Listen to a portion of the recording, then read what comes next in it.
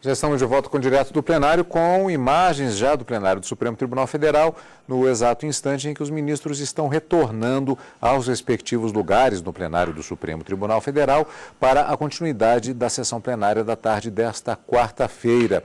Lembrando que há pelo menos 2 processos já previstos para julgamento na tarde de hoje. Dentro de instantes, vamos saber se eles serão efetivamente apregoados ou se haverá outras opções para julgamento na tarde de hoje. E, como sempre, vamos acompanhar desde o início a segunda parte da sessão de hoje, ao vivo, direto do plenário. Declaro reaberta a sessão ordinária deste Supremo Tribunal. Indago do ministro Dias Toffoli se poderia apregoar a ação direta de inconstitucionalidade 3663. Senhora presidente, eu vou indicar adiamento deste feito. Pois não. Fica indicado adiamento deste feito e, em razão de alteração havida na ação rescisória 2147 de Goiás, que estava prevista na pauta, eu vou chamar do ministro Edson Fachin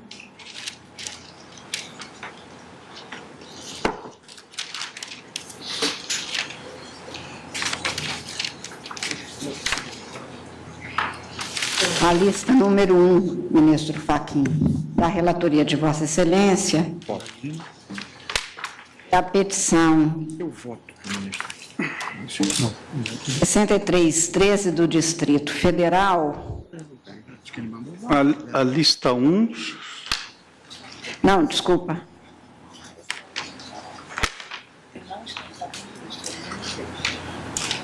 Ou é a reclamação que você me... Isso, a para lista chamar 1 a é a reclamação, reclamação. assim. A reclamação 25509. Isso. Procedente. Sendo reclamante ECDC e reclamado o juiz federal da 13ª Vara Federal de Curitiba, sendo que consta, e indago de Vossa Excelência, um pedido de sustentação oral, de que Vossa Excelência estaria... Estou de inteiro acordo com o... Pois não, e o vice-procurador também requer a sustentação, acho que pela paridade de armas também fica deferido. Perfeitamente. Então, passo inicialmente a palavra a Vossa Excelência para o relatório. Presidente, por que nós temos só as letras do nome do agravante e não o nome? Assim me foi passado pelo gabinete do relator.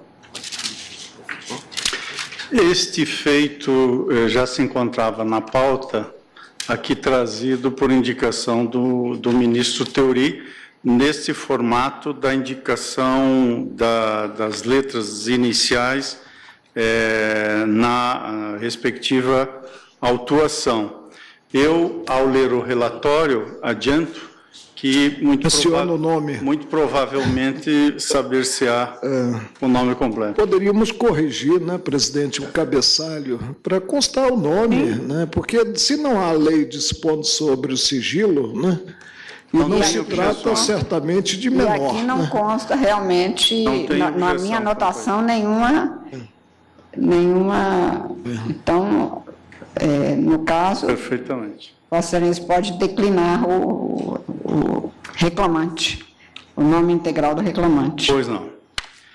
À guisa de relatório, senhora presidente, trata-se de agravo interposto contra a decisão monocrática da lavra do saudoso ministro Teori Zavascki, a quem sucedi na relatoria desse feito, que negou seguimento à reclamação interposta por Eduardo Cosentino da Cunha, sob o argumento de que o juízo da 13ª Vara Federal de Curitiba teria violado a autoridade das decisões proferidas por esse Supremo Tribunal Federal nas ações cautelares 4.070 e 4.171.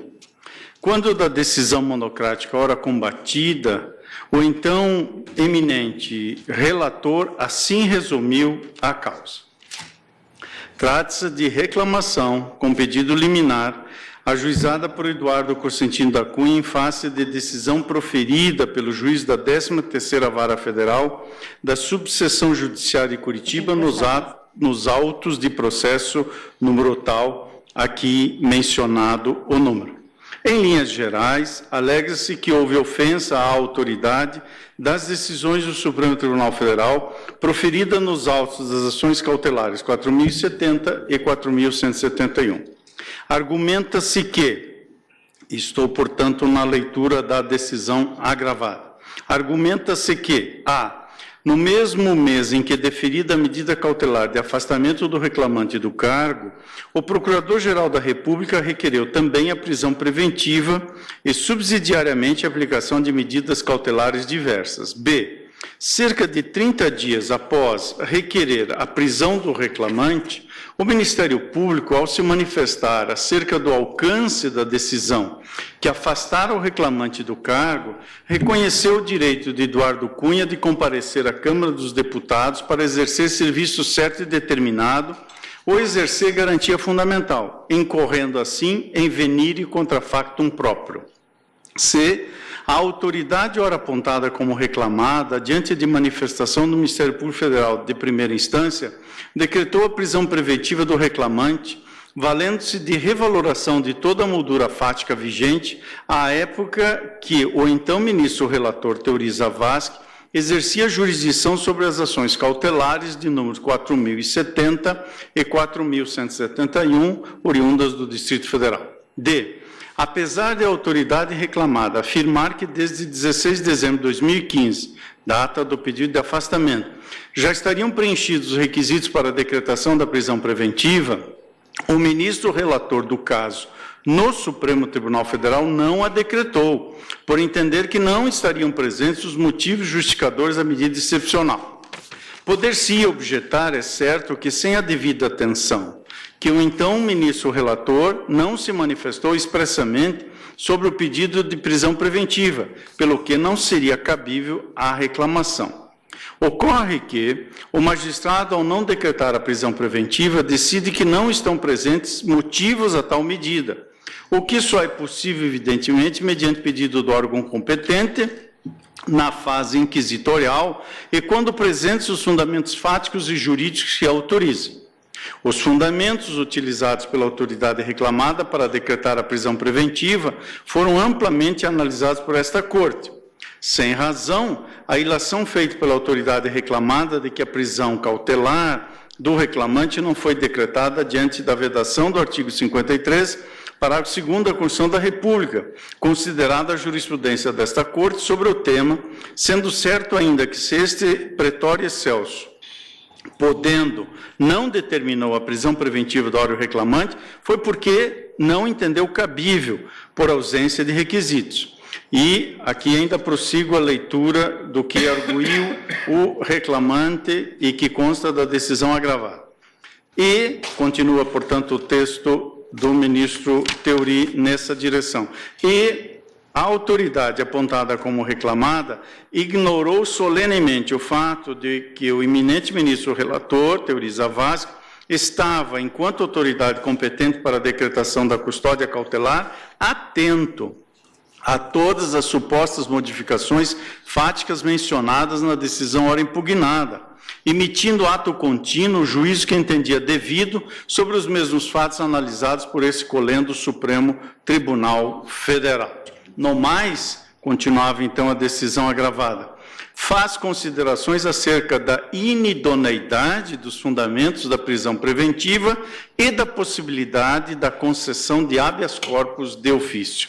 Requer-se, ao final, liminarmente, seja o reclamante colocado imediatamente em liberdade até o julgamento do mérito da presente reclamação, ainda que mediante a determinação de uma ou mais medidas cautelares diversas da prisão, contidas no artigo 319 do Código de Processo Penal. No mérito, pede-se a confirmação da medida liminar com a anulação do ato reclamado e, alternativamente, a concessão de habeas corpus de ofício, tendo em vista a manifesta carência de argumentos que justifiquem a segregação cautelar do requerente, impondo-lhe flagrante constrangimento. E aqui concluo, portanto, esta leitura. E continuo em sede de relatório dizendo, então, eis que estamos em sede de agravo, nas razões de agravo, os argumentos da petição inicial são reiterados. Além disso, reforça o agravante, então reclamante, ora agravante, o argumento segundo o qual não se pode afastar a similitude do contexto fático analisado pelo juízo reclamado e pelo Supremo Tribunal Federal nas ações cautelares 4.070 e 4.175, sob o fundamento de que o parágrafo 2º do artigo 53 da Constituição da República impede a decretação da prisão preventiva de parlamentares, uma vez que a jurisprudência dessa Suprema Corte tem sentido contrário à ação cautelar 4.173.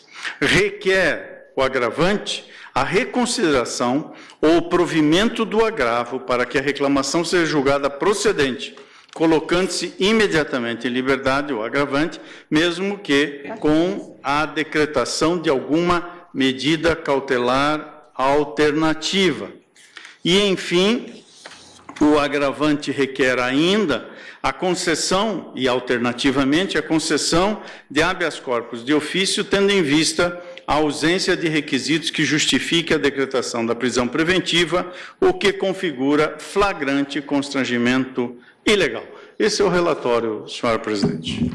Pois não. Pelo agravante, portanto, reclamante, falará o doutor Ticiano Figueiredo.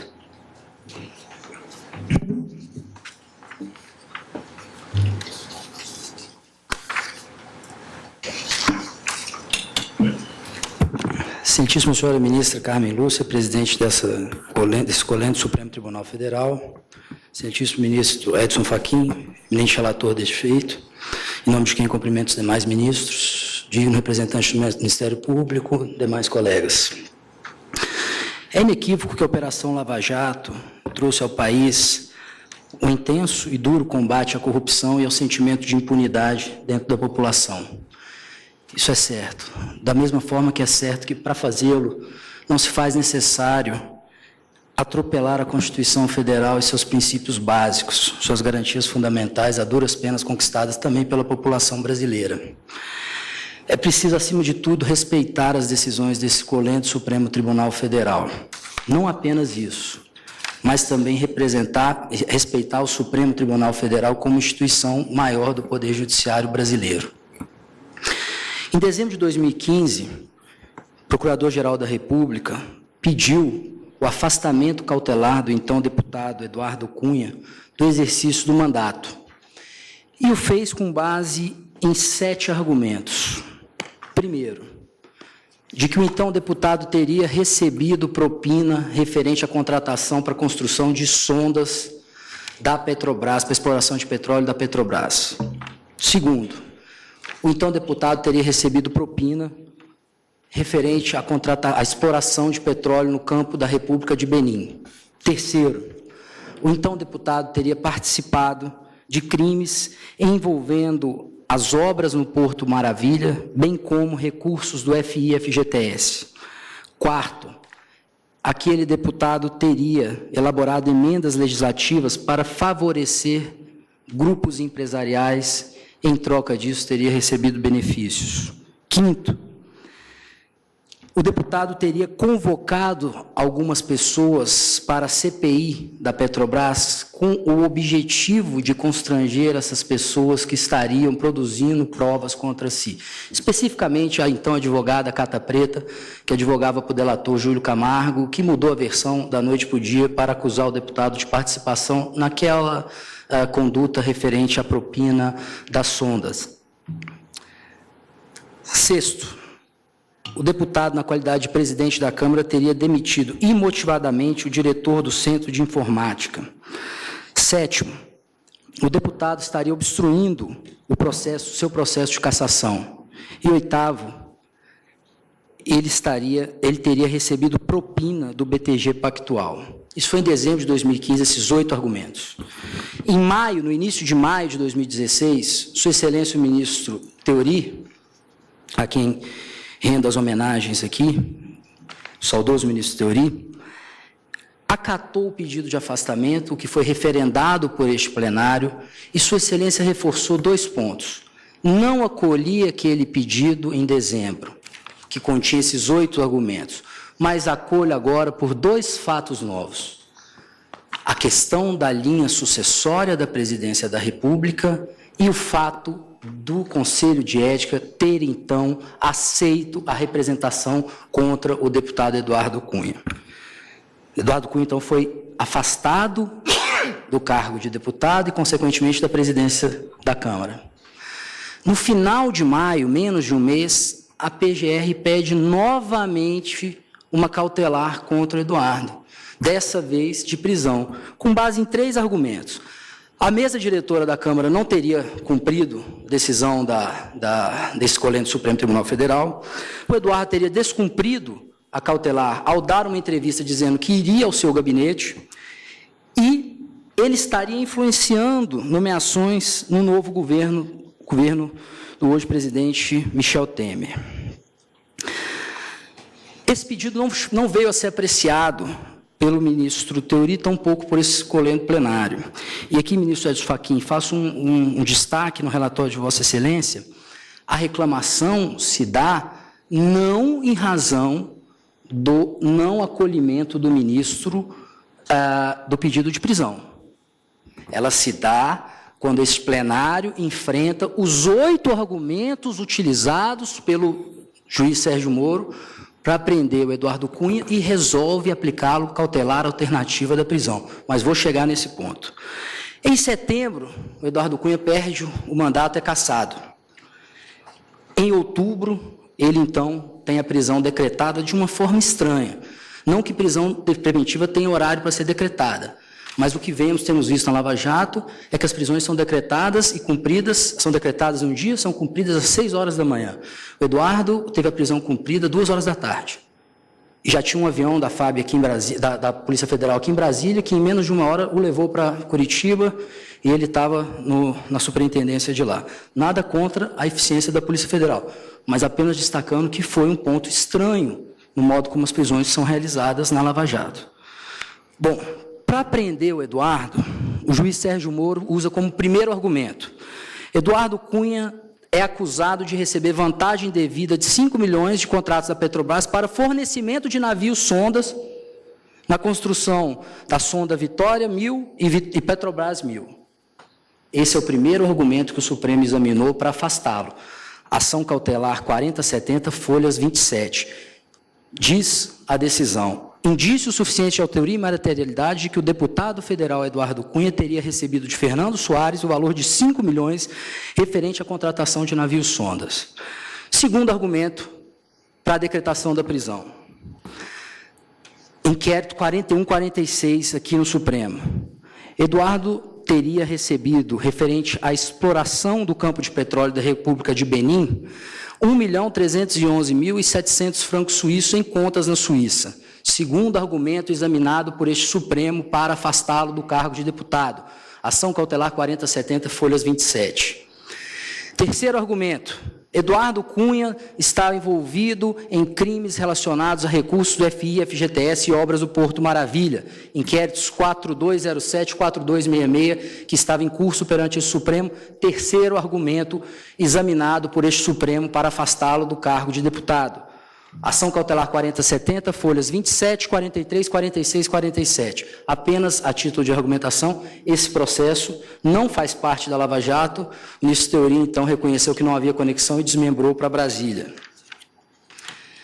Quarto argumento: Eduardo Cunha apresentava emendas legislativas negociadas Eduardo Cunha apresentou emendas legislativas negociadas com grupos empresariais em troca de vantagem financeira. Argumento examinado na ação cautelar 4070, as folhas 34 por este Supremo, quando reconhece que há indícios de que ele teria recebido vantagens indevidas, conforme mensagens telefônicas apreendidas no celular de José Aldemário Pinheiro Filho, conhecido como Léo Pinheiro. Quinto argumento: Eduardo Cunha tem 2 passaportes, o brasileiro e o italiano. Isso não seria de conhecimento do Supremo. Não é verdade. A cópia do passaporte italiano de Eduardo Cunha está apreendida na ação cautelar, as folhas 1945 a 1948. Então, já era de conhecimento desse Supremo. Quinto argumento, o suposto ilícito no bojo da CPI da Petrobras com a convocação de pessoas do Grupo Chaim e da advogada Cata Preta. As folhas 50 e 52, o Supremo examina esse argumento para afastá-lo do cargo e da presidência da Câmara, quando diz, elementos outros indicam ainda que o deputado federal Celso Panceira foi autor de inusitado requerimento para a convocação da advogada Beatriz Cata Preta perante a CPI da Petrobras, que, segundo a PGR, teria sido aprovado logo após o Júlio Camargo, cliente da advogada, ter alterado seu depoimento e passado a incriminar Eduardo Cunha como beneficiário da propina paga em razão da aquisição dos navios sondas. Sexto argumento, a motivação ilícita da demissão do diretor do CENIM. Esse Supremo examinou esse argumento, as folhas 54 da dita ação cautelar 4070. A demissão do então diretor Luiz Antônio Souza Eira, exonerado sumariamente após o surgimento dos primeiros indícios de que o autor dos requerimentos apresentados pela deputada Solange seria o próprio Eduardo Cunha. Último argumento da decisão que decretou a prisão de Eduardo Cunha. A suposta obstrução ao andamento do processo de cassação no âmbito do Conselho de Ética. As folhas 5 da dita ação cautelar 4070, o Supremo diz: a adoção de manobras espúrias para evitar a regular atuação de seus pares na apuração de condutas no âmbito da Câmara dos Deputados, com a finalidade de impedir a regular tramitação de representação instaurada contra ele no Conselho de Ética. E apenas para ressaltar, a cautelar 4070, novamente aqui, digno Procurador-Geral da República, ela traz ainda um argumento mais, o oitavo, que é que o Eduardo teria recebido recursos indevidos do BTG. Esse nem está no pedido de prisão, na prisão decretada pelo juiz Sérgio Moro. Pois bem, o juiz, então, sexta-feira, encerrada a instrução probatória, já com o interrogatório do Eduardo feito, pedido de soltura, ele dá uma nova decisão, justificando por que estava mantendo o Eduardo preso. E Sua Excelência é expressa, dessa vez, em dizer que os fundamentos da sua decisão de prender o Eduardo Cunha não são de sua autoria, mas sim do ministro Teori. Quando Sua Excelência fala, quanto aos fundamentos da preventiva, reportei-me na referida decisão, não a construções próprias, mas em sua grande maioria a argumentos que foram utilizados pelo eminente ministro Teori Zavascki, na decisão de 4/5, na ação cautelar 4070. A defesa não precisa dizer mais nada. O próprio juiz reconhece que os argumentos que ele utilizou para prender foram aqueles que o Supremo utilizou para aplicar a medida cautelar alternativa. Não precisa a defesa falar, o juiz disse isso expressamente agora. E diz mais, que está mantendo a prisão porque Eduardo Cunha responde a outros processos em outras varas ao longo do país. Nenhuma outra em Curitiba, apenas em Brasília, Rio e Rio Grande do Norte, onde Sua Excelência não tem jurisdição. Faz um juízo indevido, subjetivo, sobre o porquê a Suprema Corte não decretou a prisão do Eduardo, dizendo, como já havia consignado a decisão da preventiva, tenho presente que o eminente e saudoso ministro Teori só não decretou a prisão preventiva de Eduardo, porque em um primeiro momento estava ele protegido pelo Estatuto Peculiar de Parlamentar Federal, que proíbe a prisão cautelar de deputado federal. Não é verdade, esse Supremo por 3 vezes já afastou essa proibição. A excelentíssima ministra Carmen Lúcia, no processo de Rondônia, afastou inicialmente essa vedação constitucional. O senador Delcídio foi preso com essa vedação afastada. E quando o ministro Teori negou a prisão dos senadores Romero Jucá, José Sarney e Renan, Sua Excelência o fez dizendo, não o faço pela vedação constitucional, pois essa já não impede. O faço por não haver fundamento. Então, não é um argumento válido. Faz um indevido e equivocado juízo sobre as recentes decisões do ministro Teori. E, por fim, dizendo que não seria o juízo de Curitiba que trairia o legado e a seriedade e a independência judicial das decisões do ministro Teori. Sua Excelência, o juiz de primeiro grau, deixa isso expresso, que não trairia as decisões do ministro Teori, porque teria feito ao soltar Eduardo Cunha. E, finalmente, diz que Eduardo Cunha teria ameaçado o presidente da República ao fazer perguntas, ao exercer o direito de defesa. Nas suas perguntas, ele estaria mandando um recado para o Planalto interferir numa eventual soltura, rogando as mais respeitosas vênias. O que Sua Excelência fez nada mais foi do que mandar um recado dizendo quem soltar Eduardo Cunha está fazendo por pressão, um ato que destoa da paridade de armas no processo penal. Isso não é verdadeiro. Eduardo exerceu o direito de defesa. E se Sua Excelência entendeu que haviam perguntas que constrangiam o presidente da República, Sua Excelência deveria ter encaminhado para se apurar e não entendeu o direito de defesa como uma ameaça. Jamais poderia tê-lo feito. Mas essa é uma prática que tem sido recorrente em Curitiba, não só do juiz de primeiro grau, a quem a defesa rende todas as homenagens e o trabalho árduo que vem adotando em Curitiba nessa operação. Mas o procurador-chefe da Lava Jato, Dallagnol, Sua Excelência, semana passada, junto com o presidente da JUF, deu declarações antes daquele que seria o julgamento de hoje, na semana passada, dizendo que não acreditava que o Eduardo seria solto no Supremo. Não é justo que se dê entrevista sobre o caso antes de ser julgado. Finalmente, excelentíssimos senhores ministros, vendo que meu tempo se encaminha para o fim, não obstante há inúmeras coisas ainda a serem ditas, o cabimento dessa reclamação é expresso, seja porque o que eu estou discutindo aqui não é uma decisão expressa do Supremo dizendo não prenda o Eduardo. O que eu estou dizendo é que o Supremo, ao examinar os 8 argumentos trazidos em dezembro pela Procuradoria-Geral da República, aplicou uma medida cautelar alternativa nos termos da reforma do Código de Processo Penal de 2011. Com esses mesmíssimos argumentos, o juiz Sérgio Moro revalora a decisão do Supremo, revê a decisão desse colégio do Supremo Tribunal Federal e prende o Eduardo Cunha, sem nenhum fato novo, a não ser a perda do mandato. E ele o reconhece nessa decisão agora, final, que deu sexta-feira. Caminhando para o fim, excelentíssima senhora presidente, há 3 pontos que são fundamentais. Primeiro... Vossa Excelência conclui. Mais um minutinho eu concluo, presidente. A questão do aneurisma do Eduardo foi utilizada como um verdadeiro reality show macabro.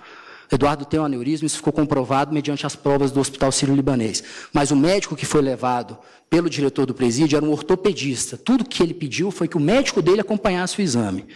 O segundo ponto é que a transferência para o CNMP que foi feita dele, foi feito pedido, transferência dele, Genu, Léo Pinheiro. Somente ele foi transferido. Ele que não tem condenação, é o único preso em presídio, sem condenação, junto com outros presos provisórios. Último ponto, a instrução se encerrou. O HC já foi impetrado nesse Supremo contra 691 e foi negado liminarmente. Então, não há HC nesse Supremo. Há um HC no STJ, que há mais de um mês está com parecer para o Ministério Público que não devolve. A sentença já está com data marcada para 17 de março. Então, ele vai ficar preso 6 meses, vai ser condenado, não há dúvidas que o juiz Sérgio Moro irá condenado, e ele estará preso provisoriamente todo esse período, sem necessidade. E a prisão provisória do Eduardo contrapõe com a decisão do Supremo da execução de segunda instância. Se pode prender preventivamente, se pode prender provisoriamente mediante processo julgado em segunda instância, o espaço para que se tenha liberdade no processo penal ficou muito curto. Essa forma, excelentíssimos senhores ministros, a defesa encaminha pedindo a Vossa Excelência que conheça dessa reclamação, conceda a liberdade do Eduardo, pois hoje o que se julga aqui não é o Eduardo Cunha, mas o respeito à Constituição e aos ditames e às garantias fundamentais. Muito obrigado, senhora presidente. Conceda a palavra ao vice-procurador, doutor Bonifácio Andrada. Senhora presidente, senhora ministra Rosa Weber, senhores ministros, nobre advogado. A reclamação prevista no artigo 102 da Constituição é instituto vinculado à sua estrita vocação constitucional, preservar a competência do Supremo Tribunal Federal e garantir a autoridade das suas decisões.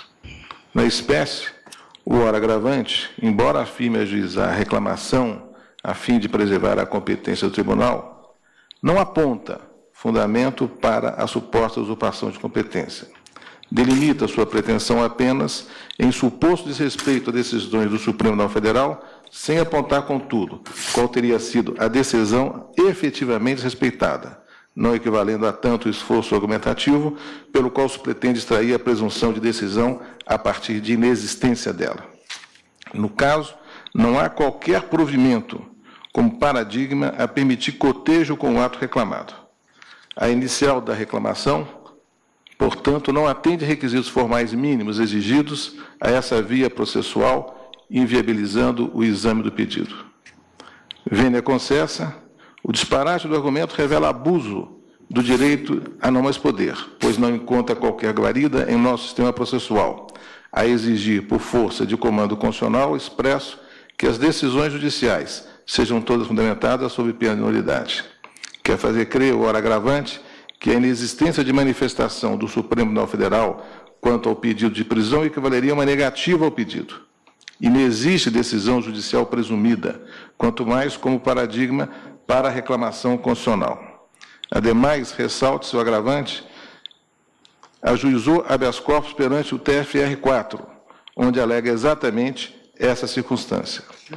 Perante aquele tribunal, a Procuradoria da República afirmou: a eventual não análise do pedido de prisão preventiva formulado pelo Procurador-Geral da República ao Supremo Tribunal Federal não retira em nada a atualidade e necessidade da decretação da prisão, mesmo que, posteriormente ao declínio de competência, diante da demonstração indubitável dos pressupostos da prisão cautelar. E esse habeas corpus foi denegado.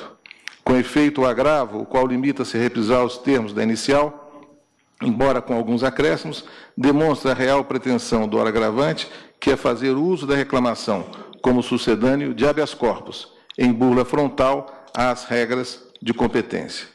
Verifica-se, neste caso, o reclamante, após a perda do cargo que lhe conferia prerrogativa de foro, ajuiza a reclamação manifestamente improcedente, pretendendo alçar diretamente ao Supremo Tribunal Federal a revisão de ato autônomo do juízo de primeiro grau, para o qual existem instrumentos processuais próprios a serem manejados perante os órgãos judiciais competentes, o que já foi feito, repise, mas não expressamente afirmado na reclamação.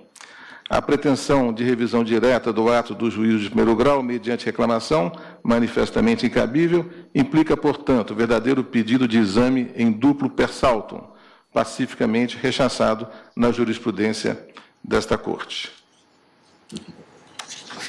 Senhora Presidente, peço vênia sobre a matéria para citar precedente da lava do ministro Celso de Mello, no agravo regimental no habeas corpus 118.912, de São Paulo. Mostra-se insuscetível, dizia Sua Excelência, de conhecimento pelo Supremo Tribunal Federal o remédio constitucional do habeas corpus, quando impetrado, com suporte em fundamento que não foi apreciado pelo tribunal, apontado como ator. Se revelasse ilícito ao impetrante agir per saltum, registrar-se-ia em devida supressão de instância, com evidente subversão de princípios básicos de ordem processual. Precedentes. Senhora Presidente, há no Superior Tribunal de Justiça, como diz a defesa, habeas corpus pendente da relatoria do ministro Félix Fischer. Neste habeas corpus, Sua Excelência expressamente diz: enfim, o que se denota, em princípio, é que o eminente relator, o ministro Teori Zavascki, não conheceu do pedido de decretação da prisão preventiva formulado pela Procuradoria-Geral da República, pois considerou tal pedido prejudicado ante a perda do mandato eletivo do paciente, fazendo observação no sentido de que não mais subsistem as premissas que sustentam o pedido. Mas, salvo o melhor juízo, isso não significa que houve exame do pedido de prisão, pois, como dito, tal pleito foi considerado prejudicado.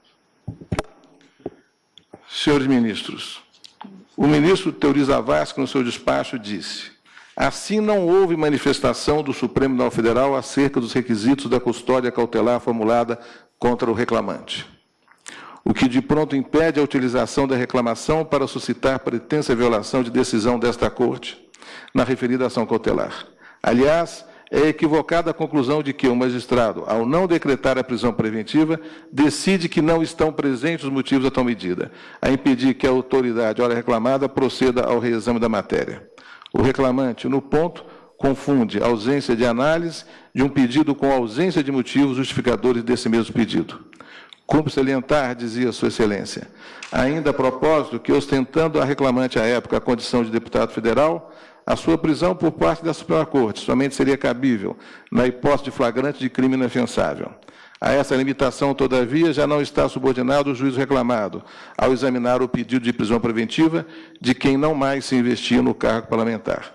Essa é a circunstância que denota com clareza a inexistência da similitude entre as situações examinadas, uma vez que não se pode confundir os pressupostos e requisitos da prisão em flagrante com os da prisão preventiva. Tudo, portanto, conduz à improcedência da reclamação. Senhora Presidente, a Procuradoria-Geral da República pede e espera que esse tribunal, negando a reclamação, negando, digo, a impetração, porque, na verdade, há aqui um sutil pedido que beira a ser sibilino, um sutil pedido de habeas corpus per saltum, tá? E espera que seja mantido integralmente rígido o respeitável despacho do eminente e saudoso ministro Teori Zavascki. Muito obrigado, presidente. Agradeço. Vossa Excelência, devolvo a palavra ao eminente ministro Edson Fachin. Senhora presidente, eminentes pares, saúdo o ilustre advogado que faz uso da tribuna, bem como o Procurador-Geral da República. O voto que trago, senhora presidente, se divide em 3 partes. Na primeira, vou sumariar a decisão agravada do saudoso ministro Teori Zavascki. Na segunda, examinar o mérito do agravo. E numa terceira e última parte, um ponto específico que diz respeito ao pedido de concessão de habeas corpus de ofício. Portanto, principiando desta maneira, digo então que ao negar seguimento monocraticamente à reclamação, o saudoso ministro Teori Zavascki fundamentou sua decisão nos seguintes termos, e leio trechos da decisão agravada. Disse então Sua Excelência: o cabimento da reclamação, instituto jurídico e natureza constitucional, deve ser aferido nos estritos limites das normas de regência, que só a concebem para a preservação da competência do tribunal e garantia da autoridade de suas decisões, letra L, inciso 1º, artigo 102 da Constituição da República, bem como contra atos que contrariem ou indevidamente apliquem a súmula vinculante, parágrafo 3º do artigo 103-A, também da Constituição da República.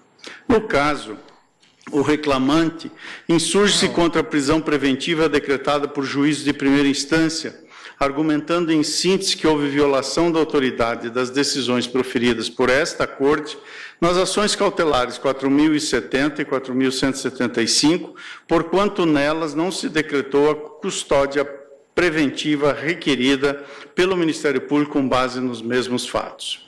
Não prospera a insurgência do reclamante, assentou o ministro Teori.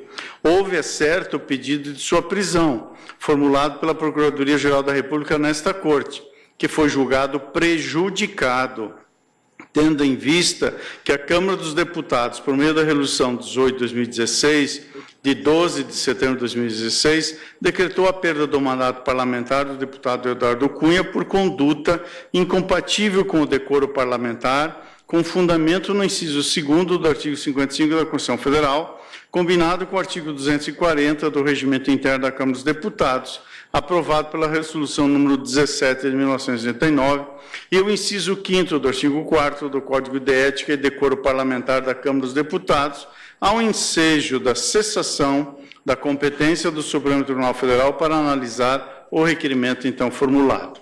Assim, conforme a decisão agravada, assim não houve manifestação do Supremo Tribunal Federal acerca dos requisitos da custódia cautelar formulada contra o reclamante, o que de pronto impede a utilização da reclamação para suscitar pretensa violação de decisão desta Corte na referida ação cautelar. Aliás, disse o ministro Teori, é equivocada a conclusão de que o magistrado, ao não decretar a prisão preventiva, decide que não estão presentes motivos a tal medida, a impedir que a autoridade ora reclamada proceda ao reexame da matéria. O reclamante, no ponto, confunde a ausência de análise de um pedido com a ausência de motivos justificadores desse mesmo pedido. Cumpre salientar ainda, a propósito, que ostentando o reclamante à época a condição de deputado federal, a sua prisão por parte dessa Suprema Corte somente seria cabível na hipótese de flagrante de crime inafiançável, parágrafo 2º, artigo 53 da Constituição Federal. A essa limitação, todavia, já não estava subordinado o juízo reclamado, ao examinar o pedido de prisão preventiva de quem não mais se investia no cargo parlamentar. Essa é a circunstância que denota com clareza a inexistência da similitude entre as situações examinadas, uma vez que não se pode confundir os pressupostos e requisitos da prisão em flagrante com os da prisão preventiva. Tudo, portanto, conduz à improcedência da reclamação, assentou o ministro Teori. É igualmente carente de plausibilidade jurídica, continuou Sua Excelência, o argumento de que o Supremo Tribunal Federal acabou por analisar os fundamentos da prisão cautelar quando deferiu, nos autos de ação cautelar 4070, o afastamento temporário do reclamante do exercício do mandato de deputado federal e, por consequência, da função de presidente da Câmara dos Deputados. Embora o contexto fático de ambos os pedidos formulados pelo Ministério Público, de prisão preventiva e de afastamento temporário do cargo parlamentar tenha sido o mesmo, o afastamento deu-se em essência porque presentes os fundamentos que legitimam tal medida cautelar à luz do artigo 282, combinado com o artigo 319, inciso 4º, ambos do Código de Processo Penal, por atos espúrios relacionados diretamente ao cargo de deputado federal e da função de presidente daquela Casa Legislativa, então exercidos pelo reclamante. Na ocasião, entendeu-se que a medida postulada era necessária, adequada e suficiente para neutralizar os riscos descritos pelo Procurador-Geral da República. E assim, concluindo, o ministro Theori assentou, como se vê, não houve análise nesta Corte do pedido de prisão formulado pelo Ministério Público a autorizar a via reclamatória, que possui requisitos próprios e restritos de cabimento. Ante o exposto, assentou Sua Excelência, nega o seguimento à reclamação, arquive-se. Portanto, esta é a primeira parte e esta é a síntese da decisão agravada. Digo agora, senhora presidente, da análise e da proposta que trago de deliberação este colegiado, dizendo, com efeito, o recurso manejado é inapto a alterar a decisão vergastada. De fato, como bem destacado na decisão recorrida, ao julgar as ações cautelares 4.070 e 4.175, esse Supremo Tribunal Federal não se manifestou sobre os requisitos da prisão preventiva, o que impede a utilização da reclamação para suscitar violação da decisão desta Corte. Destaco o seguinte trecho da decisão recorrida que bem resume a questão. É equivocada a conclusão de que o magistrado, ao não decretar a prisão preventiva, decide que não estão presentes motivos a tal medida, a impedir que a autoridade, ora reclamada, proceda ao reexame da matéria. O reclamante, no ponto, confunde a ausência de análise de um pedido com a ausência de motivos justificadores desse mesmo pedido.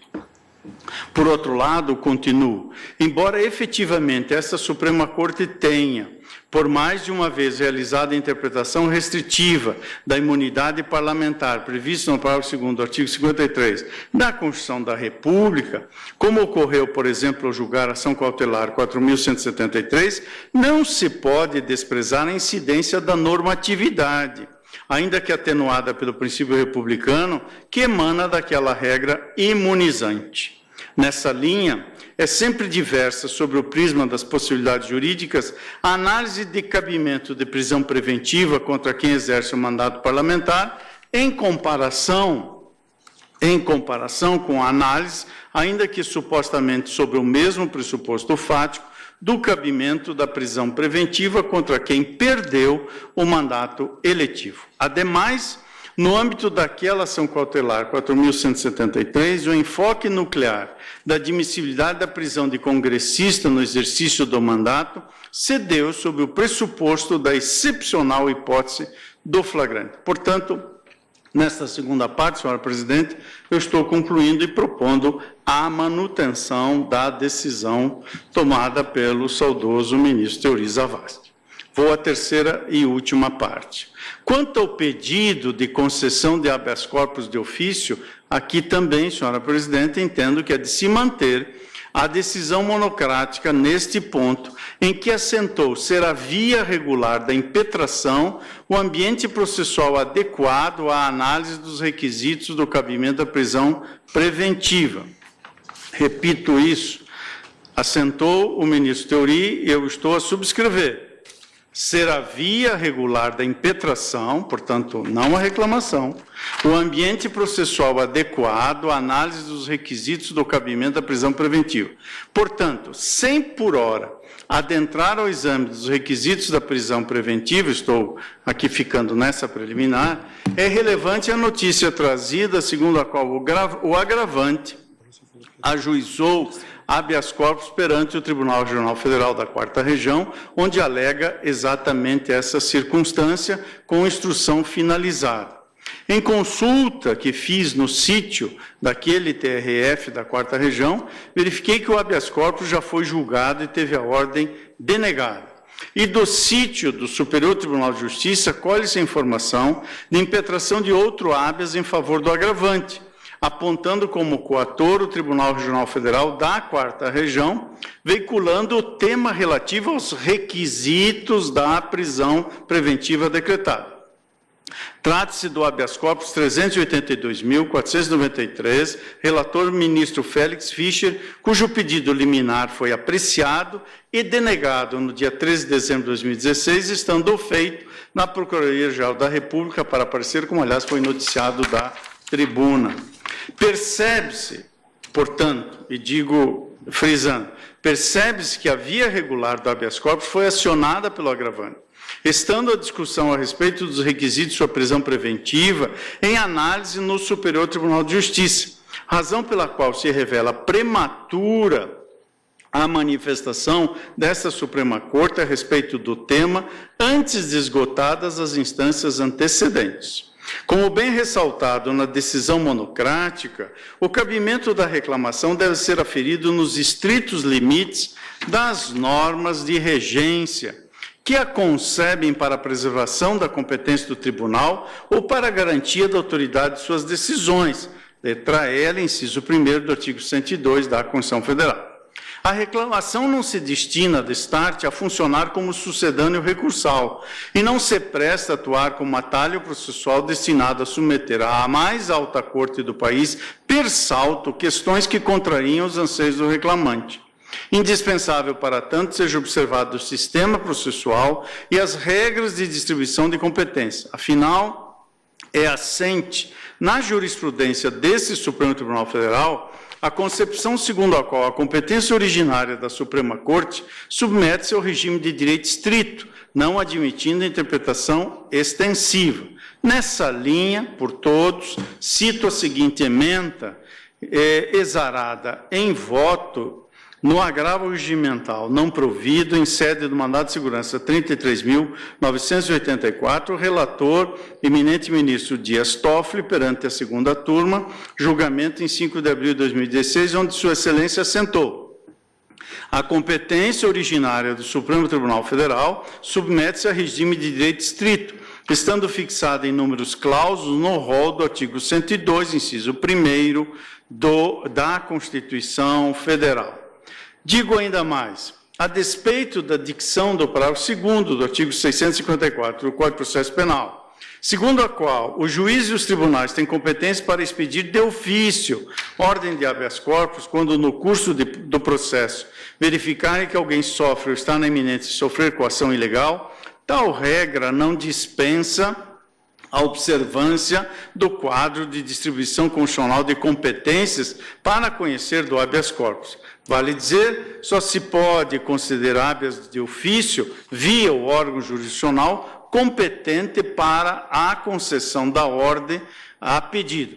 E aqui, portanto, reproduzo, senhor presidente, textos da Constituição incidentes sobre essa matéria, que creio ser excusável a leitura, para apenas arrematar o ponto dizendo: necessário, portanto, que o tema tenha sido submetido às instâncias antecedentes e que se possa depreender ato coator praticado por tribunal superior, ainda que se tenha por ato coator a omissão em conceder um habeas corpus de ofício diante de uma ilegalidade cujo conhecimento era possível.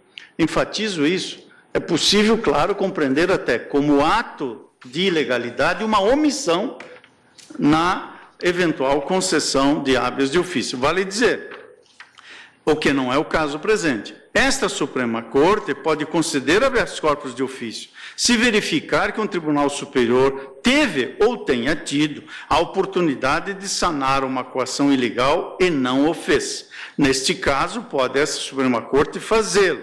Nessa linha, é firme a jurisprudência desta Suprema Corte quanto ao não conhecimento de habeas impetrado perante o Supremo Tribunal Federal, veiculando matérias não submetidas previamente aos tribunais que se encontram abaixo de sua hierarquia jurisdicional. Cito por todas as seguintes emendas, e aqui cito diversos acordos, dentre eles, ministro Gilmar Mendes, em recurso ordinário em habeas corpus 133582, julgado em 21 de junho do ano pretérito, no qual Sua Excelência assentou que matéria não examinada nas instâncias anteriores implica supressão de instância. Da lavra de Vossa Excelência, presidente, no habeas corpus 133.685, perante a segunda turma, em 31 de maio de 2016, onde Vossa Excelência assentou, inexistindo anteriores manifestações das instâncias precedentes sobre a matéria de fundo da impetração, a apreciação dos pedidos da defesa implica dupla supressão de instância,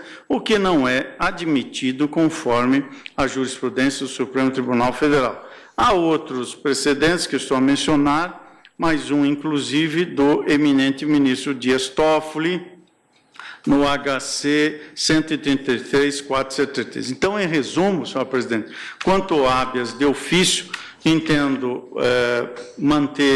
propor a manutenção da decisão do ministro Teori pelo não acolhimento do pedido e assentando que a reclamação se presta exclusivamente para a garantia da preservação da competência do tribunal ou garantia da autoridade de suas decisões.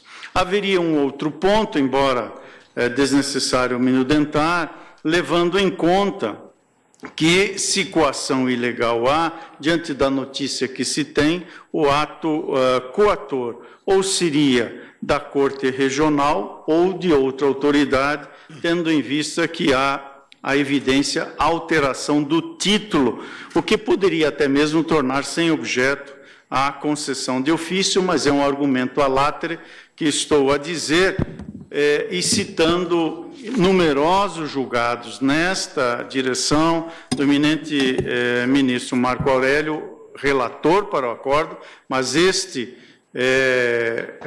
relator agora, o redator para o acordo no HC 126.045, também da lavra de redação para o acordo do ministro Roberto Barroso, HC 123.431, e do ministro... No caso que Vossa Excelência citou e se referiu ao meu nome, eu não fiquei como redator. Não, foi o que eu mencionei. Vossa Excelência era o relator, e o redator para o acordo é esse que aqui é o relator no dia de hoje. Portanto... Vossa Excelência votou vencido. Fiquei vencido. Exatamente. Como registrei, Vossa Excelência não ficou redator para o acordo. Aliás, ficou lá assentado o seguinte: o posterior julgamento do mérito do recurso ordinário em habeas corpus impetrado em tribunal ACO prejudica o habeas corpus submetido ao STF, cujo objeto era liminar inicialmente indeferida na instância antecedente, julgamento da primeira turma, 10 de maio de 2016, vencido Vossa Excelência. Portanto, esse era um argumento, como eu disse, a latere, mas o argumento central é do não cabimento da reclamação na hipótese e, portanto, examinados esses aspectos, concluo, senhora presidente, votando pelo integral desprovimento do agravo regimental, pela manutenção da decisão agravada e pelo não conhecimento do pedido de concessão do habeas corpus de ofício. É como voto. Agradeço a Vossa Excelência. Ouvimos o ministro Roberto Barroso. Presidente, a primeira coisa que me ocorre fazer é cumprimentar o ilustre advogado, doutor Ticiano Figueiredo, que com desassombro e enfrentando as incompreensões que eu bem conheço, desempenhou o seu papel com grande empenho e grande proficiência numa sustentação rica e veemente.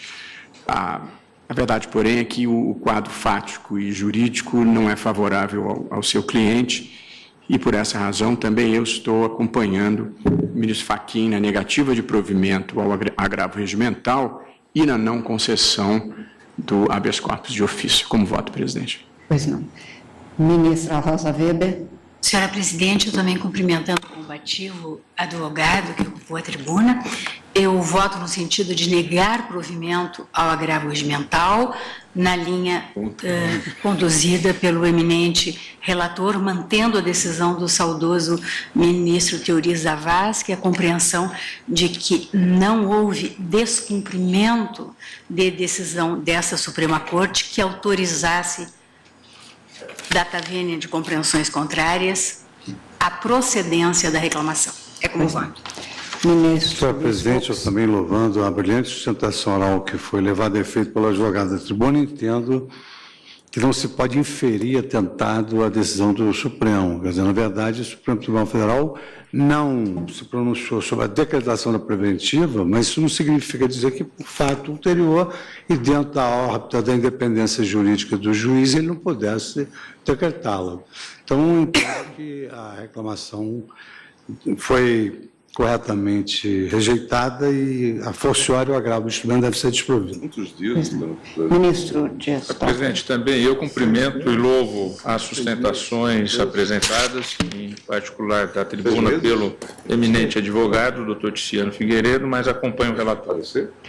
Ministro Gilmar Mendes. Eu também, presidente, cumprimento o advogado. Entendo que, no caso, não cabe, a reclamação não é um instrumento adequado para o debate. O tribunal não se pronunciou, como já foi destacado, sobre a questão, requisitos, pressupostos de prisão preventiva. O que se faz aqui é uma tentativa de, claro, muito hábil, de estabelecer uma analogia para dizer que, tendo em vista a decisão do tribunal rara, excepcional, em caso de suspensão do mandato, do exercício das atividades, que isso refletiria sobre os pressupostos da prisão preventiva. Também acho que o relator respondeu com maestria no que concerne ao não cabimento na hipótese do próprio habeas corpus. Acredito que deve ecoar e me parece extremamente relevante aquilo que foi dito da tribuna sobre a demora, esse alongamento, inclusive, da própria Procuradoria na emissão de pareceres e tudo mais. Por isso que, inclusive, nós, em casos que tais, temos nos manifestado pelo cabimento da superação, em muitos casos, da súmula 691 e admitido o habeas corpus contra a denegação de liminares. Mas é claro que há barreiras formais em relação a isso, especialmente em casos mais complexos, mas exatamente por esse tipo de demora e de delonga na decisão, especialmente no STJ, que em muitos casos eu já concedi vários liminares ou mesmo habeas corpus, superando a súmula 691, e eu acho que fez bem o advogado da tribuna de protestar em relação a essa demora. Vossa Excelência acompanha, portanto, o relator. Presidente, fujo ao elogio ao defensor, porque quase sempre o elogio sinaliza que quem o faz votará contra o defendido. Mas não é apenas por isso, né? Presidente, o que estamos a julgar neste processo? Estamos a julgar Eduardo Cunha? Estamos a definir a culpa de Eduardo Cunha? A resposta, vou me parafrasear, é desenganadamente negativa. Não estamos a julgar o acusado. Até aqui, simples acusado, muito embora já crucificado pela opinião pública. Presidente, no dia de ontem, eu compulsei, estava lendo uma pequena obra sobre os perfis de alguns julgadores do Supremo e de 2 juízes da primeira instância, do desembargador Benedito Silvério Ribeiro E me defrontei com o discurso de Rodrigues Alckmin, que honrou a cadeira neste tribunal, quando tomou posse no Tribunal de Justiça de São Paulo. E Sua Excelência veiculou que, com o passar dos anos no ofício judicante, aquele que o exerce acaba compondo a respectiva alma, a alma de julgador. Eu penso que foi essa alma que eu compus nesses 38 anos, integrando colegiado. Presidente, não estamos a julgar o processo crime. Não estamos a definir a inocência ou a culpa de Eduardo Cunha, que foi presidente da Câmara dos Deputados, chegou até a ser falado em possível candidato à presidência da República em 2018, esteve na linha de substituição temporária, certo? Não sucessão, substituição do presidente da República. Estamos aqui a analisar uma reclamação que tem como objetivo, no caso concreto, preservar a autoridade de decisão do Supremo e a possibilidade, sucessivamente, ser improvido o pedido formulado na inicial da reclamação, o pedido primeiro, mais importante, a possibilidade de implementar uma ordem de ofício.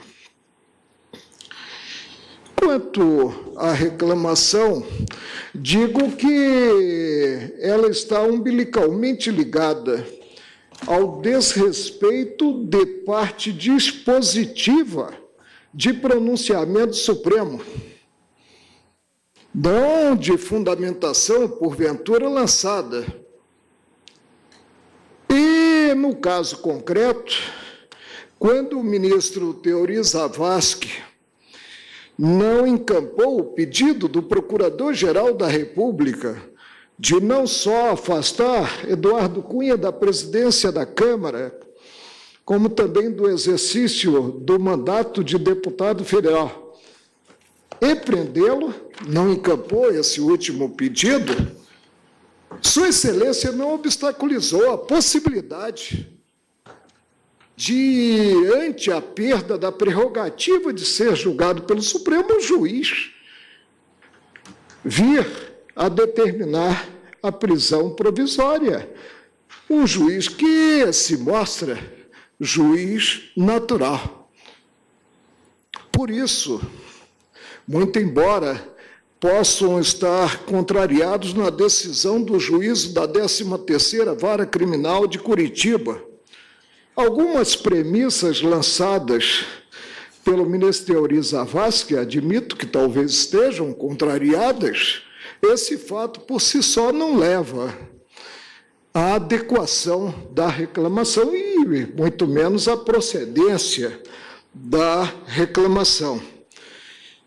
Implemento da ordem de ofício, e somos provocados a nos pronunciar quanto à possibilidade de implemento da ordem de ofício e, quem sabe, o acionamento do 319 do Código de Processo Penal quanto a medidas alternativas. Qual é o alcance, presidente, do artigo 654, parágrafo 2º do Código de Processo Penal? É o alcance que está em bom vernáculo no preceito, sem qualquer exceção, mesmo porque o habeas corpus não sofre peia. O que preceitua o parágrafo 2º? Os juízes e os tribunais, valho-me da transcrição do ministro relator, cuidadosa transcrição do ministro relator, os tribunais e os juízes e os tribunais têm competência para expedir de ofício ordem de habeas corpus quando no curso de processo não há especificidade, é possível que isso ocorra num processo a revelar reclamação, verifiquem ou verificarem que alguém sofre ou está na iminência de sofrer coação ilegal. Articula-se, mesmo diante desse preceito constituto da supressão de instância, deixando-se de se socorrer, se for o caso, alguém que esteja a sofrer cesseio na liberdade de ir e vir. É possível essa articulação? Não, não é possível, presidente. E digo mais que não é possível essa articulação sequer no habeas corpus, porque sempre soube que o Instituto da Supressão de Instância, vedador da supressão de instância, visa beneficiar a parte, não prejudicá-la. E parte no habeas corpus é unicamente o paciente personificado pelo impetrante. O que eu direi, então, se coloca ao exame a problemática do implemento da ordem de ofício. O importante é saber se no implemento dessa ordem de ofício não se inverte a hierarquia ditada pelos patamares em que são situados os órgãos que integram o judiciário. E, pelo que me consta, o Supremo está no ápice dessa pirâmide e exerce jurisdição nacional. Não é o fato de ter-se em tramitação um habeas que já passou pelo crivo do Regional Federal e encontra-se sob a douta relatoria do ministro Félix Fischer, com liminar indeferida por Sua Excelência, que levará à conclusão de que estamos manietados quanto ao implemento de uma ordem de ofício na reclamação. Não consigo dar outra interpretação ao parágrafo 2º do artigo 654 do Código de Processo Penal. O objetivo da ordem é único, é afastar mediante o implemento de ordem de ofício, se cabível, a ordem de ofício, cesseio à liberdade de ir e vir, pouco importando que isso implique queima de etapas, mesmo porque a liberdade perdida é algo que não pode, posteriormente, e no caso, o agravante já está preso no dia de hoje há 3 meses e 26 dias, não resulta.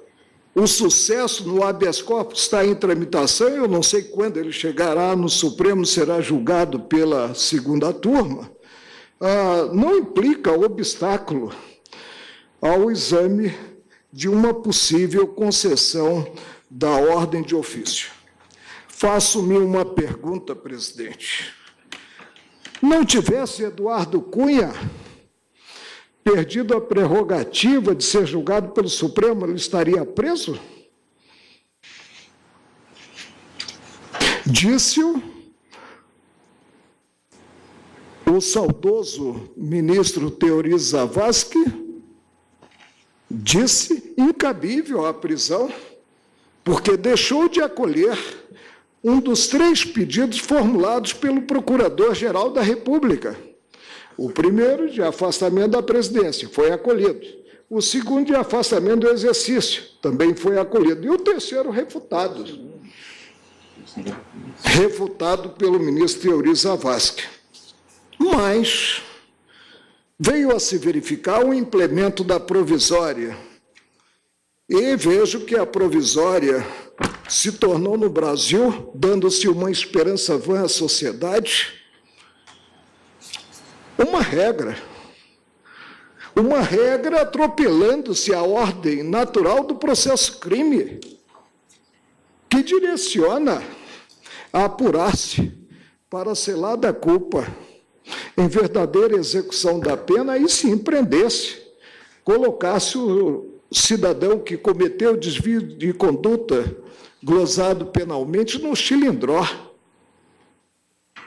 Tanto que as prisões, eu não sei se eu posso chamá-las de provisórias, ante a duração. As prisões temporárias não são aquelas temporárias que antecedem, às vezes, as preventivas. As prisões preventivas, né, chegaram a um patamar de quase igualização das situações jurídicas em que se tem a execução da pena. A população carcerária, segundo dados divulgados, provisória chegou a 40% do total. Alguma coisa está errada, presidente. E o que eu penso que está errado, em época de crise, principalmente em época de crise, devemos guardar princípios, devemos guardar garantias constitucionais, franquias constitucionais, e quanto mais grave a imputação, maior deve ser o cuidado quanto à observância dessas franquias. O que eu penso é que vem ocorrendo no Brasil, como se não estivesse em vigor o Código de Processo Penal, vem ocorrendo uma generalização sem tamanho e generalização projetada no tempo, né, da prisão provisória. Presidente, vou aos fundamentos da preventiva formalizada pelo juízo da 13ª Vara Federal Criminal de Curitiba, Paraná, e pensei assim, 6 fundamentos para o implemento da preventiva, mas fundamentos que se mostram à margem da ordem jurídica, sob pena de caminhar-se para a punição a ferro e fogo, sob pena de criar-se o critério de plantão, e o critério de plantão tendo em conta a fase que eu revelo ao Viçareira, no Brasil, de correção de rumos e de afastamento daquele sentimento que prevaleceu durante muito tempo de impunidade. Em primeiro lugar, o que se apontou? Que a prisão preventiva se faria calcada na gravidade das imputações. Desde quando simples imputações, e passaríamos a ter, conforme a imputação, a prisão automática, desde quando simples imputação respalda a inversão da ordem do processo crime. Na dicção do tribunal, jamais. Pouco importa as tintas fortes da peça primeira da ação penal, se é que se tem denúncia formalizada, no caso que possa estar sendo examinado.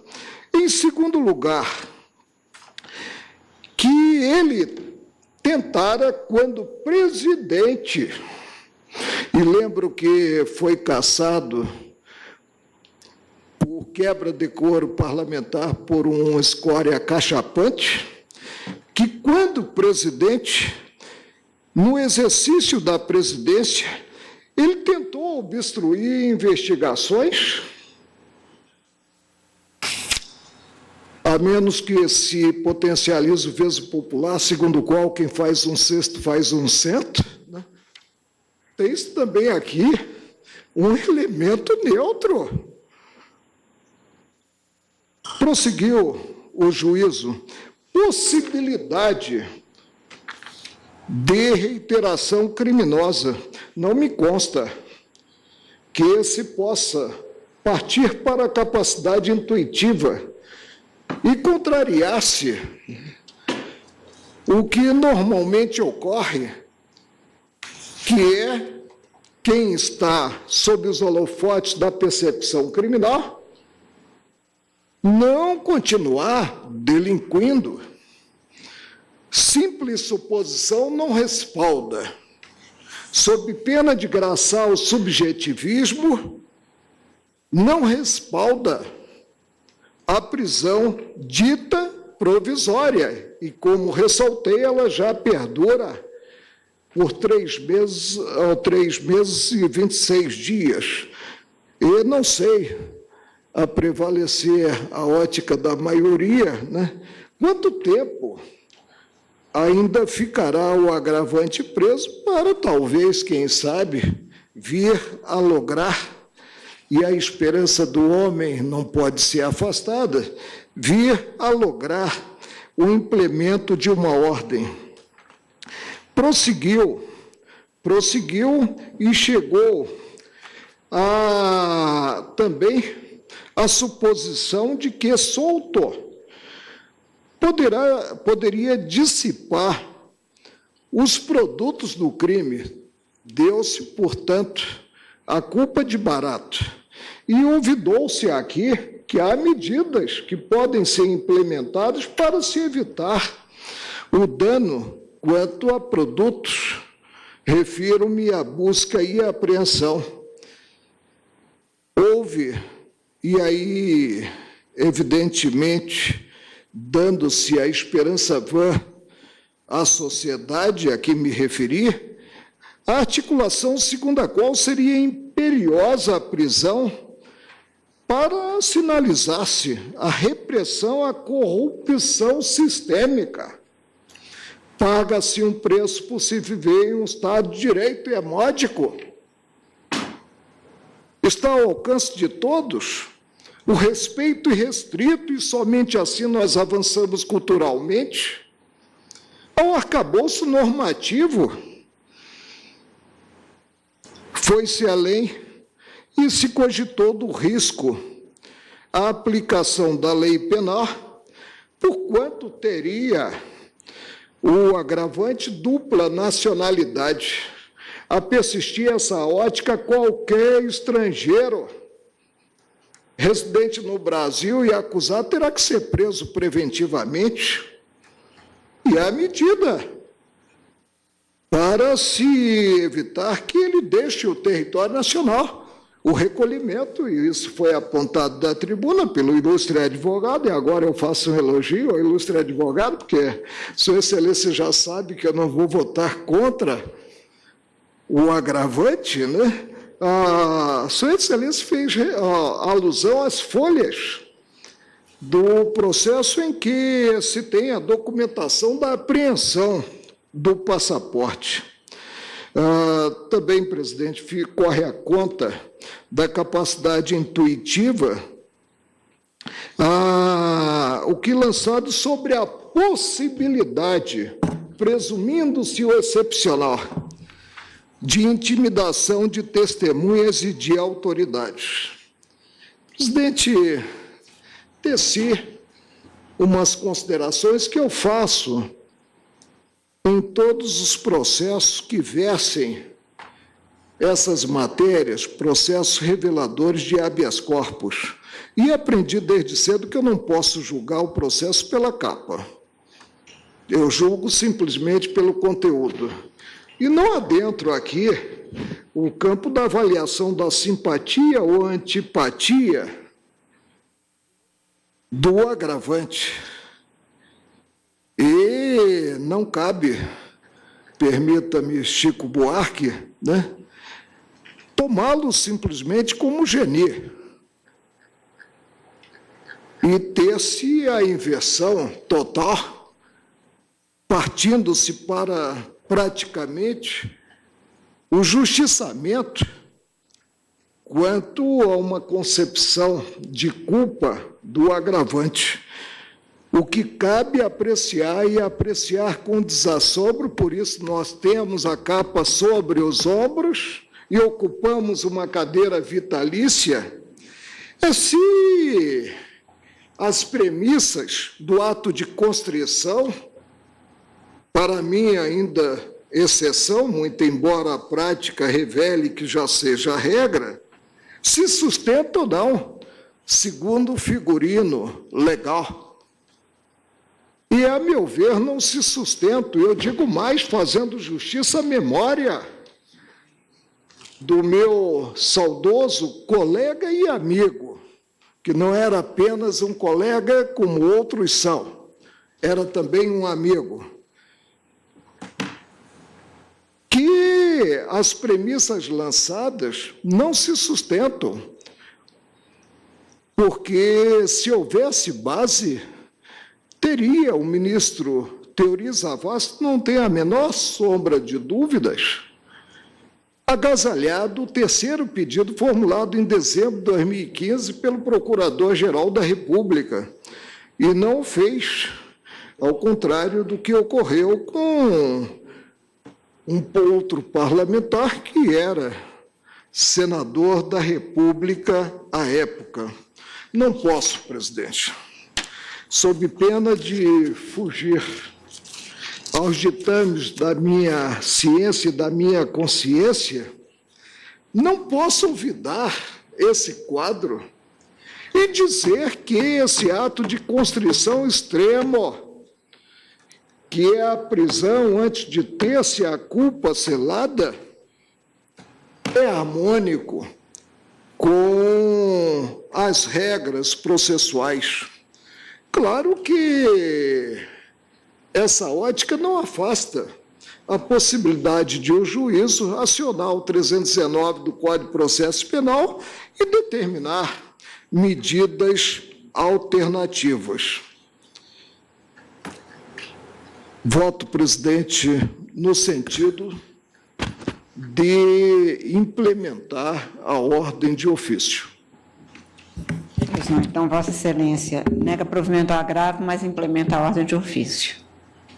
Sim, eu julgo, eu desprovejo o agravo e entendo que não há base para dizer-se desrespeitado o pronunciamento do Supremo, que da lavra do ministro Teori Zavascki, endossado até pelo plenário, porque nós não obstaculizamos a possibilidade, diante a perda da prerrogativa de ser julgado pelo Supremo, o agravante vir ser custodiado, né, por ordem do juiz natural, desprovejo o agravo, entendo correta a decisão na reclamação, mas enfrentando o pedido colocado pelo agravante e também analisado pelo relator e os demais colegas, implemento a ordem de ofício, sem prejuízo de o juízo da 13ª acional 319 quanto a medidas alternativas. Pois não, agradeço a Vossa Excelência, ministro Celso de Mello. Senhora presidente, todos sabemos que a reclamação que surge em nosso sistema normativo resultou de uma criação pretoriana construída pelo Supremo Tribunal Federal, tal como esta Corte reconheceu quando, em processo de que foi relator o saudoso ministro Jaci Falcão, acórdão publicado no volume 112 da Revista Trimestral de Jurisprudência, quando o Supremo Tribunal Federal apreciou impugnação, aqui deduzida, contra manifestação do Egrégio Tribunal Superior do Trabalho, que introduzira em texto regimental essa figura. Hoje, é claro, a reclamação não só consta e não só se acha formalmente positivada no texto da nossa lei fundamental, como tem regulação disciplinada na legislação ordinária, como ocorre no recente diploma legislativo que instituiu entre nós um novo Código de Processo Civil. Pois bem, nós sabemos que a reclamação é um instrumento processual vocacionado a uma tríplice destinação, constitucional, pois objetiva, de um lado, preservar a competência do Supremo Tribunal Federal, analisada em sua perspectiva global, tanto a competência originária, como a competência recursal ordinária, como a competência recursal extraordinária. De outro lado, tem por finalidade, e aqui uso uma expressão muito feliz do saudoso desembargador José Frederico Marques, tem por finalidade restaurar, fazer restaurar o impérium, não é, inerente às decisões proferidas pelo Supremo Tribunal Federal, restabelecendo-lhes a própria autoridade. E também objetiva a reclamação afastar atos que hajam aplicado de modo antagônico ou indevido o conteúdo de uma determinada súmula vinculante. Essa, portanto, é a estrutura normativa de perfil constitucional que delimita o âmbito de atuação e de utilização adequada do instrumento da reclamação. No caso, sustenta-se que o órgão judiciário de que se reclama teria proferido decisão contrária, desrespeitosa à autoridade de um julgado desta Corte.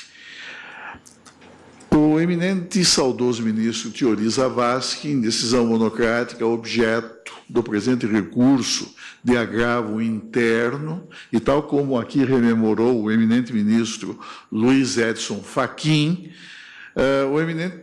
o saudoso ministro Thiori Zavascki já deixou claro na sua manifestação que a impugnação da parte reclamante não se justifica, pois, não obstante houvesse pedido de prisão cautelar contra o ora reclamante, formulado pelo eminente Procurador-Geral da República, esse pleito, destaca o eminente ministro Thiori Zavascki, foi julgado prejudicado em razão da superveniência de um fato juridicamente relevante, que consistiu na decretação pela Câmara dos Deputados da perda do mandato parlamentar de Eduardo Cunha por conduta incompatível, inconciliável com a própria dignidade da função legislativa, inconciliável, incompatível com o próprio decoro parlamentar. E isso gerou uma consequência processual imediata, vale dizer, impôs a cessação de pleno direito da competência do Supremo Tribunal Federal, como diz o ministro Thiori, aspas, para analisar o requerimento então formulado. E salienta, Sua Excelência, que não houve manifestação do Supremo Tribunal Federal acerca dos requisitos da custódia cautelar formulada contra o reclamante, o que, de pronto, impede a utilização da reclamação para suscitar pretensa violação de decisão do Supremo Tribunal em referida ação cautelar. E assinala que a ausência de manifestação desta Corte sobre a presença ou não dos requisitos legitimadores da prisão cautelar não permite nem autoriza que se reconheçam, que se tenham por implicitamente rejeitados os fundamentos que poderiam, em sendo analisados, legitimar a utilização dessa medida excepcional de privação da liberdade individual. Mas, de qualquer maneira, o fato é que, observa o ministro Thiori, no momento em que o pleito do eminente Procurador-Geral da República tramitou por esta Corte, em instante no qual ainda o reclamante ostentava a condição de congressista, não se poderia desconhecer, mesmo considerando-se alguns precedentes que a parte reclamante invoca em sua petição, mas não se podia desconhecer a cláusula de incoercibilidade pessoal instituída no parágrafo 2º do artigo 55 da Constituição da República, que estabelece que deputados federais e senadores não podem ser presos cautelarmente, a não ser numa única hipótese, a de prisão em flagrante e, assim mesmo, prisão em flagrância de crime inafiançável. Tanto que o eminente ministro Fiori, na sua decisão, objeto deste recurso de agravo, diz que cumpre salientar, a propósito, que ostentando o reclamante à época a condição de deputado federal, a sua prisão por parte desta Corte somente seria cabível na hipótese de flagrante de crime inafiançável. Artigo 53, parágrafo 2º da Constituição Federal. Embora a essa limitação já não estivesse submetido o juízo ora reclamado quando examinou o pedido de medida cautelar perante ele deduzido. Mas o fato é que, com tal circunstância, evidencia-se que não havia esta relação, essa necessária relação de similitude entre a situação invocada pela parte reclamante e aquela prevista, enfim, em suposta decisão que esta Corte tivesse proferido. O fato é que, quando se argue, quando se alega ofensa à autoridade de uma decisão do Supremo Tribunal Federal, é preciso que a situação invocada se ajuste com absoluta precisão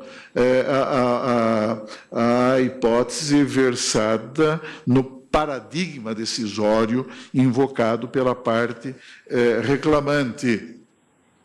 O fato, e isso o eminente ministro Luiz Edson Fachin é muito enfático, o fato é que o Supremo Tribunal Federal, verbis, não se manifestou sobre os requisitos da prisão preventiva, o que impede a utilização da reclamação para suscitar a violação da decisão desta Corte. Fecha aspas.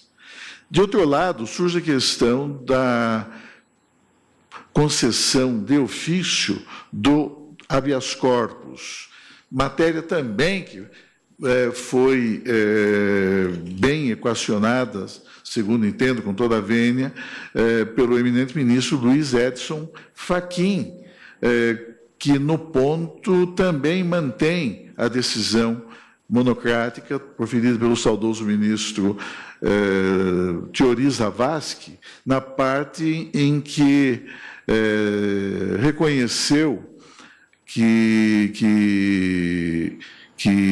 a reclamação não constitui o ambiente adequado para o exame dos pressupostos e fundamentos autorizadores da decretação da prisão preventiva, cabendo destacar que, na verdade, já há no Superior Tribunal de Justiça um habeas corpus da relatoria do ministro Félix Fischer, não é, com pedido de medida liminar apreciado, pedido denegado em data de 13 de dezembro de 2016, achando-se os autos na Procuradoria-Geral da República para que, na sua condição de fiscal da lei, emita seu pronunciamento naquele processo. Portanto, diz o ministro Fachin, torna-se constatável, desde logo, que a via regular do habeas corpus, salienta Sua Excelência, ela foi acionada pela parte ora agravante, estando a discussão a respeito dos requisitos da prisão cautelar, não é, cujo decreto de aplicação incidiu sobre o ora recorrente, estando em análise no Superior Tribunal de Justiça, sendo, portanto, prematura, não é? Decorridos menos de ou quase 2 meses, a manifestação desta Corte a respeito de um tema que há de ser previamente esgotado nas instâncias de jurisdição inferior. De outro lado, é claro, poder-se-ia debater a questão sob a perspectiva de um alegado excesso de prazo, que não me parece ocorrente na espécie.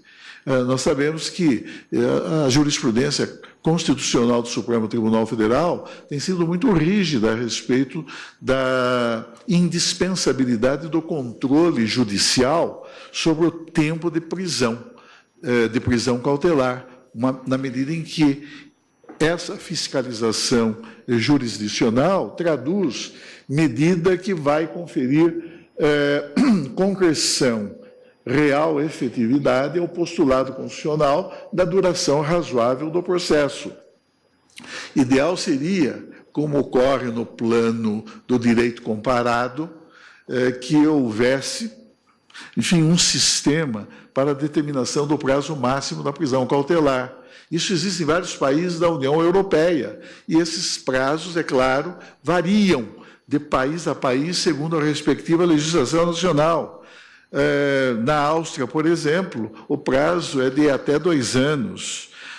Na Alemanha, de até 6 meses. Na Grécia, de até 1 ano. Na Holanda, de até 104 dias. Na França, de até 4 anos, dependendo da gravidade do crime. Na Itália, de até 6 anos, dependendo também da gravidade do delito. Na Polônia, até 2 anos. Em Portugal, até 18 meses, etc. e tal.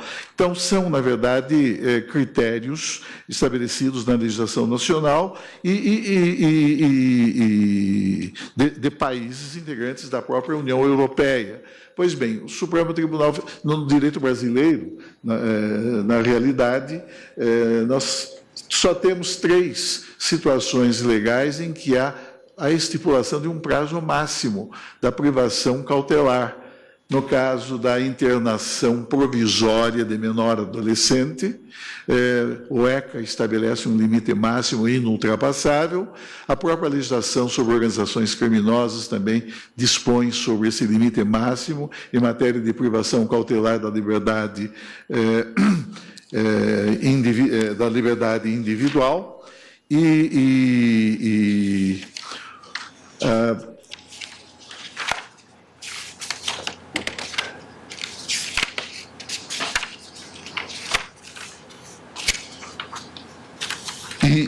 o Supremo Tribunal Federal, então, busca, na sua jurisprudência, construir alguns parâmetros objetivos que permitam, então, viabilizar esse controle jurisdicional da duração razoável, não é, do tempo de subsistência de uma prisão cautelar.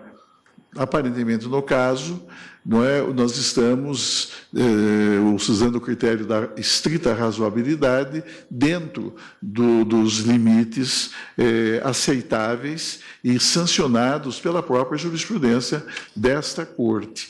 Por essa razão é que não me parece, com toda a vênia do eminente ministro Marco Aurélio, viável a concessão de ofício, no caso da ordem de habeas corpus. Assim, senhora presidente, pedindo vênia, eu também acompanho o voto do eminente ministro relator e, em consequência, nego o provimento ao presente recurso de agravo interno. Pois não.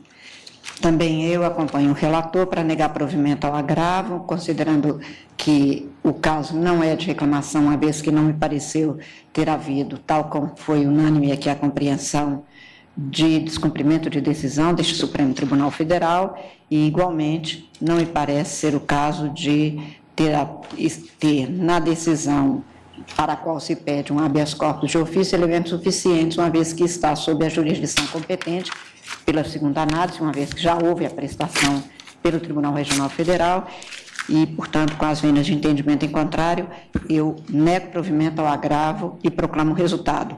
Agravo ao qual se nega provimento nos termos do relator, vencido parcialmente o ministro Marco Aurélio, na parte referente à implementação da ordem de ofício. É a proclamação do resultado. Agradeço ao senhor advogado. Senhores ministros, exaurida a pauta da sessão, eu agradeço aos senhores ministros, ao vice-procurador, à secretária-geral, senhores advogados, senhores servidores, declaro encerrada a presente sessão, desejando a todos uma excelente noite.